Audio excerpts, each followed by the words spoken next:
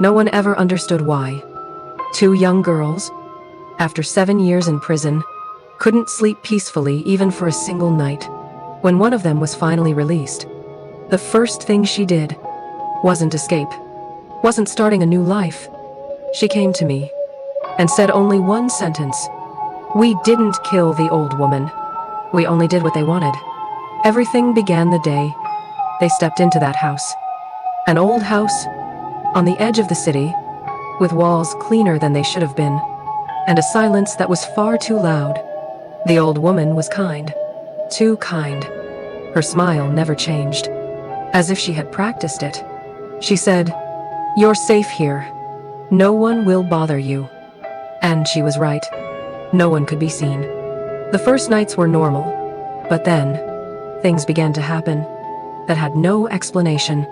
The lights only turned off when one of them looked at them. The sounds only appeared when their names were spoken. And worst of all, there was a feeling that never left them. The feeling that someone was there. Not behind them. Not in the room. Somewhere above.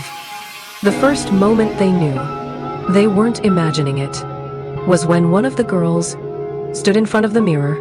She smiled, but her reflection smiled a second later. She breathed, but the mirror did not. And at that exact moment, a soft sound came from the basement, like applause. Slow, measured, satisfied. The basement was not a place anyone could enter easily.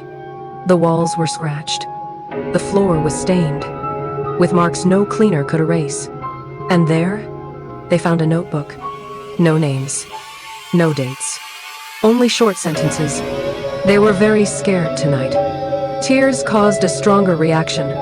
When they chose, they came closer. The girls still didn't understand what they meant. That night, the old woman stopped smiling. She sat under the same yellow light and said, "They are not human, but they cannot exist without humans." She said the house had been a place of observation for years. Every time someone was afraid, in pain, or forced to make a choice, they arrived. Not to help, not to kill, to watch. The old woman said, if the performance stopped, they would enter the scene themselves. And then there would be no choice left. The lights began to flicker.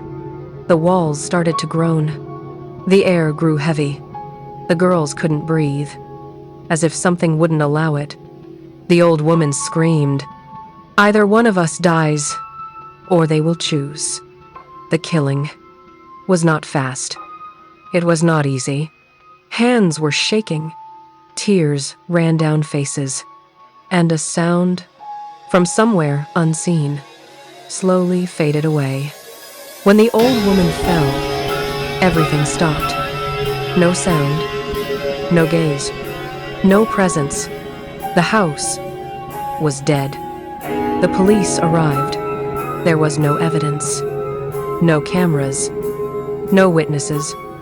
The two girls became murderers.